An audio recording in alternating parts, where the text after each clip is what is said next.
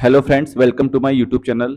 दोस्तों, आज के इस वीडियो में मैं आपके लिए एसएससी की परीक्षाओं में ज्योग्राफी से पूछे गए कुछ इम्पोर्टेंट क्वेश्चंस लेकर आया हूं। और आज हम देखेंगे कि एसएससी ज्योग्राफी से किस टाइप के प्रश्न एग्जाम में पूछता है। तो चलिए दोस्तों, समय को टाइम वेस्ट किए बिना हम सीधा प्रश्न पर आते हैं। हमारा आज का पहला प्रश्न है, सूर्य के चारों ओर घूमने वाले खगोलीय पिंड क्या कहलाते हैं। तो दोस्तों, सूर्य के चारों ओर घूमने वाले खगोलीय पिंड ग्रह कहलाते हैं। इसका सही उत्तर हो जाएगा ऑप्शन ए। ठीक है दोस्तों, ग्रह किसे कहते हैं? तो वे खगोलीय पिंड जो सूर्य के चारों तरफ चक्कर लगाते हैं, ठीक है, जिनका स्वयं का कोई प्रकाश नहीं होता और जो सूर्य के प्रकाश से प्रकाशित होते हैं, खगोलीय पिंड कहलाते हैं। दोस्तों, इंटरनेशनल एस्ट्रोनॉमिकल यूनिट अंतर्राष्ट्रीय खगोल संघ के अनुसार सौरमंडल में कुल 8 ग्रह हैं। वो ग्रह कौन कौन से हैं? तो बुध, शुक्र, पृथ्वी, मंगल, बृहस्पति, शनि, अरुण और वरुण। इसके अलावा दोस्तों 3 बौने ग्रह भी हैं, एक सीरीज है, एक प्लूटो है और एक एरिस है। ठीक है, चलिए अगला प्रश्न देखते हैं दोस्तों। सूर्य के संगठन में सहायक गैस है। तो दोस्तों, सूर्य जो है वो किस किस का कंपोजिशन है, यानी कि किस किस का संगठक है। तो दोस्तों, ये है हाइड्रोजन और हीलियम का। ठीक है, तो सही उत्तर हो जाएगा ऑप्शन डी, हाइड्रोजन और हीलियम। दोस्तों, सूर्य के संगठन में 74% लगभग जो है वो हाइड्रोजन गैस है और 24% के आसपास लगभग इसमें क्या है, हीलियम गैस है। उसके अलावा अन्य गैसें भी हैं। ठीक है, तो ये आपको याद रखना है। चलिए अब हम बात करें दोस्तों, पृथ्वी से देखा जाने वाला सर्वाधिक चमकीला तारा कौन सा है। तो वह तारा है साइरस। इसको हम डॉग स्टार भी बोलते हैं। ये सूर्य से, ठीक है, सूर्य पृथ्वी से देखा जाने वाला सर्वाधिक चमकीला तारा है। चलिए अगला देखते हैं प्रश्न। निम्नलिखित में से कौन सा ग्रह सूर्य का चक्कर सबसे कम समय में लगाता है। तो दोस्तों, सूर्य का चक्कर सबसे कम समय में कौन लगाता है? बुध ग्रह। ठीक है, ऑप्शन ए इसका सही उत्तर हो जाएगा। बुध को दोस्तों मरकरी बोलते हैं, ये भी आपको पता होना चाहिए। कभी कभी ये नाम अंग्रेजी में दे देता है मरकरी। ठीक है, ये इसका जो परिक्रमण काल है दोस्तों वह लगभग कितना है, 88 दिन का है। ये भी आपको याद रखना है, सबसे कम समय में चक्कर लगाता है, 88 दिन का इसका परिक्रमण काल है। ठीक है, अगला प्रश्न देखते हैं। पृथ्वी के भ्रमण की गति है। तो दोस्तों, पृथ्वी के जो भ्रमण की गति है, पृथ्वी 1610 किलोमीटर प्रति घंटा, 1610 किलोमीटर प्रति घंटा की चाल से, 1610 किलोमीटर प्रति घंटा की चाल से जो है वो सूर्य के क्या कर रही है, चक्कर लगा रही है। ठीक है, और अपने अक्ष पर ये 23 घंटे 56 मिनट और 4 सेकंड, अपने अक्ष पर इतने समय में ये एक चक्कर लगाती है।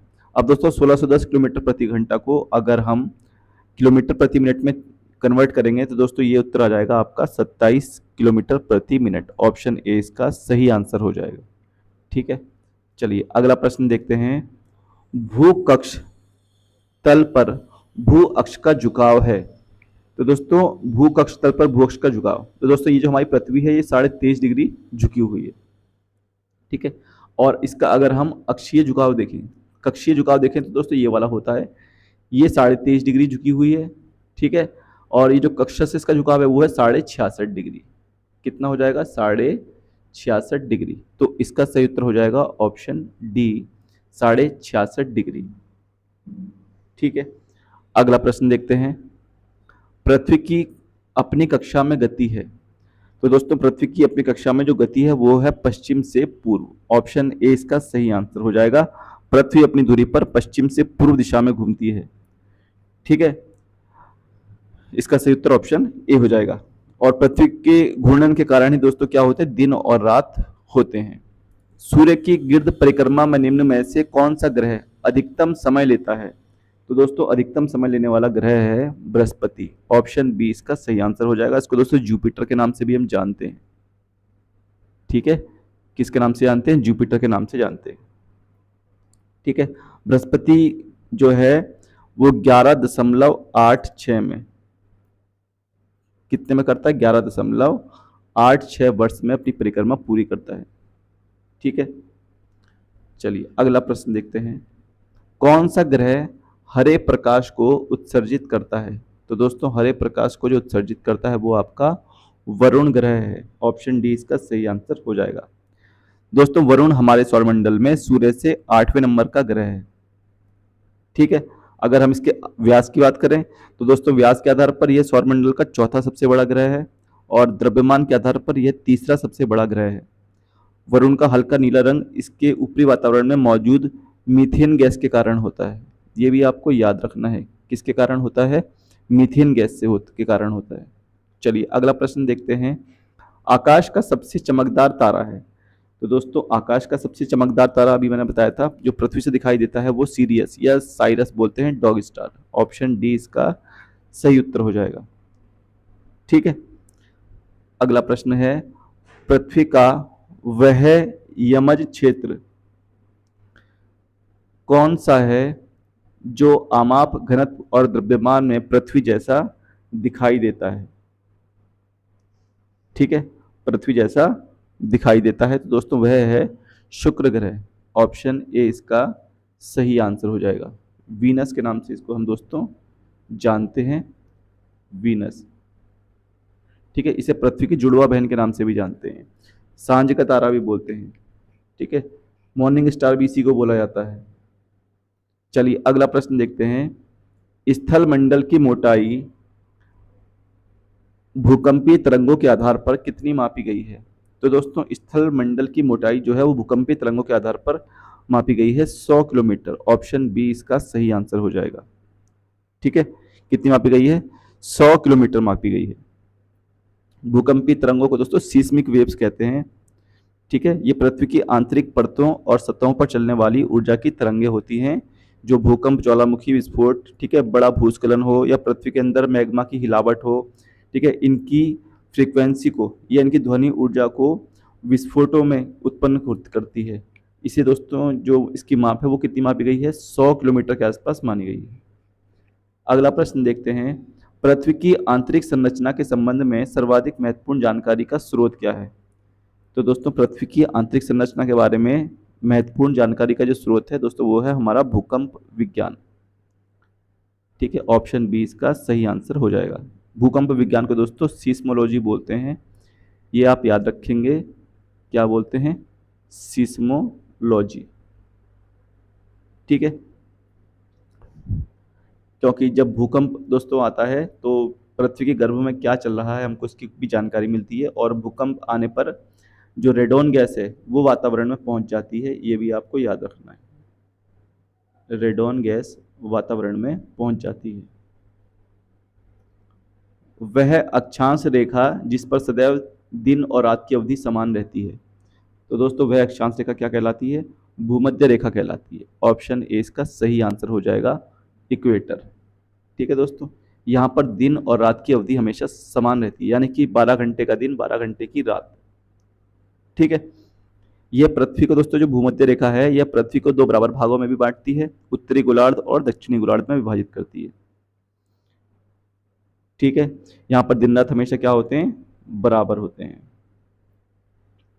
अगला है, यहाँ पर दिन रात एक समान होते हैं, कहाँ पर होते हैं दोस्तों? तो अभी बताया था भूमध्य रेखा पर। ऑप्शन सी इसका सही आंसर हो जाएगा। ठीक है, अगला प्रश्न है। 100 अंतर्राष्ट्रीय तिथि रेखा 180 डिग्री देशांतर से कितनी बार विचलित होती है? तो दोस्तों यह 4 बार विचलित होती है। ऑप्शन ए इसका सही उत्तर हो जाएगा। ठीक है दोस्तों, जो अंतर्राष्ट्रीय तिथि रेखा है international date line, IDT, IDL। ठीक है, तो दोस्तों ये जो है ये प्रशांत महासागर के बीचों बीच 180 डिग्री देशांतर पर उत्तर से दक्षिण की ओर खींची गई एक काल्पनिक रेखा है। एक काल्पनिक रेखा है। ठीक है, और ये क्या करती है दोस्तों? ये 4 बार जो होती है वो मुड़ती है, यानी कि ऐसे करके 4 बार ये विचलित होती है। ठीक है, ये किसी स्थलीय भाग से नहीं गुजरती है, क्योंकि अगर स्थलीय भाग से गुजरेगी तो टाइम में वेरिएशन हो जाएगा।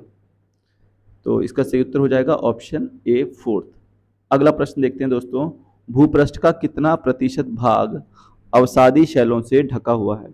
तो दोस्तों यह ढका हुआ है आपका 75%। ऑप्शन ए इसका सही उत्तर हो जाएगा। ठीक है, अगला प्रश्न है। निम्नलिखित में से कौन कायांतरित शैल है? दोस्तों कायांतरित शैल का उदाहरण इसमें हमसे पूछा है कौन सी है, तो दोस्तों वह होती है संगमरमर। ऑप्शन ए इसका सही उत्तर हो जाएगा। ठीक है।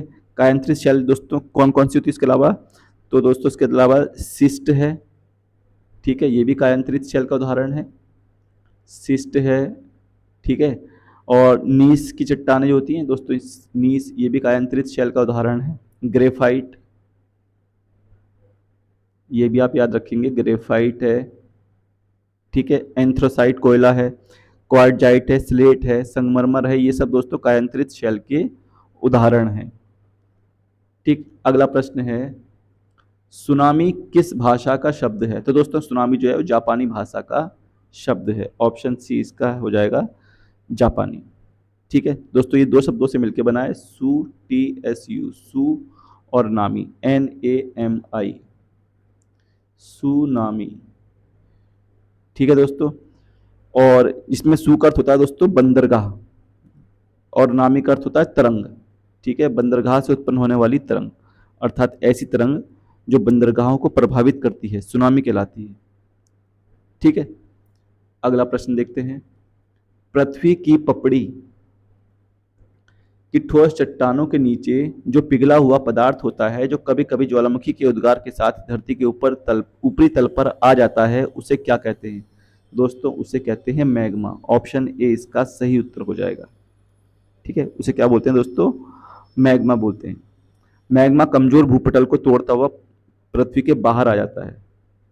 ठीक है, जब तेजी से दोस्तों ये बाहर आता है तो वहां पर क्या करता है, विस्फोट होता है और धरती को कपा देता है। वहां की चट्टानें टूट टूट कर चारों ओर बिखर जाती हैं, जिससे धूल, वाष्प और अन्य गैसों के बादल छा जाते हैं, और फिर लावा क्या होता है, बहकर बाहर निकलता है। दोस्तों कभी कभी ये भी पूछा जाता है प्रश्न एग्जाम में कि जब ज्वालामुखी आता है तो सबसे ज्यादा कौन सी गैस निकलती है, तो दोस्तों सबसे ज्यादा वाष्प निकलता है, ये भी आपको याद रखना है। ठीक है, और ज्वालामुखी को ही दोस्तों पृथ्वी का सुरक्षा वाल्व भी कहा जाता है। पृथ्वी का सुरक्षा कपाट या सुरक्षा वाल्व ज्वालामुखी को कहा जाता है, सुरक्षा कपाट, ये भी आपको याद रखना है। अगला प्रश्न है, निम्नलिखित में से किसे भूमध्य सागर का lighthouse of the Mediterranean sea कहते हैं, तो दोस्तों ये कहा जाता है सिसिलिका स्ट्रॉम्बेली। भूमध्य सागर का प्रकाश स्तंभ भी बोलते हैं दोस्तों इसको, सिसिलिका स्ट्रॉम्बेली। दोस्तों यह एक सक्रिय ज्वालामुखी है। क्या है दोस्तों, सक्रिय ज्वालामुखी है। ठीक है, और ये दोस्तों कहाँ पर है, सिसिली के उत्तर में लेपारी द्वीप समूह पर स्थित है, ये लेपारी द्वीप समूह। ठीक है, चलिए, तो दोस्तों ये थे 20 महत्वपूर्ण प्रश्न एसएससी से रिलेटेड है, ज्योग्राफी के। और आई होप दोस्तों आपको ये क्वेश्चन पसंद आए होंगे। मिलते हैं नेक्स्ट वीडियो में, तब तक के लिए धन्यवाद। यदि वीडियो पसंद आए तो प्लीज़ वीडियो को लाइक, शेयर और सब्सक्राइब जरूर करें चैनल को। धन्यवाद।